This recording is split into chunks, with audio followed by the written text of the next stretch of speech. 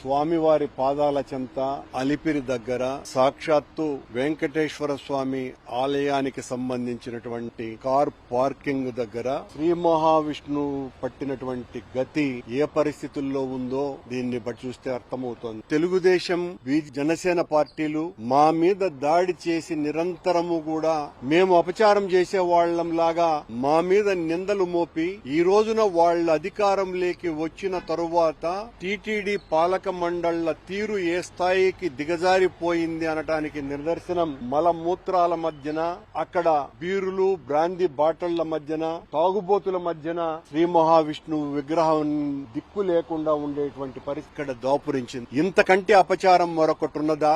ఇంతకంటే దైవద్రోహం మరొకటున్నదా? సాక్షాత్తు శ్రీ మహావిష్ణువు విగ్రహానికే స్వామివారి పాదాల చెంత ఉన్నటువంటి ప్రదేశంలోనే, అది కూడా టీటీడీ స్థలంలోనే ఇంత నిర్లక్ష్యంగా బాధ్యతారాహిత్యంగా వీళ్లు ప్రవర్తిస్తున్నటువంటి అనుచిత రీతి ఎంత దుర్మార్గంగా ఉంది అనటానికి ఎంత బాధ కలుగుతున్నది అంటే, ఇంతకంటే నేరం మరొకటి లేదు, ఇంతకంటే ఘోరం మరొకటి లేదు, ఇంతకంటే దైవ ద్రోహం మరొకటి లేదు, ఇంతకంటే హిందూ ధర్మం మీద దాడి మరొకటి లేదు. ఆయన్ని ఈ రకంగా పాడేశారంటే విజిలెన్స్ వాళ్లు చూసుకోలేదా? పాలక మండలి చైర్మన్ నిద్రపోతున్నాడా?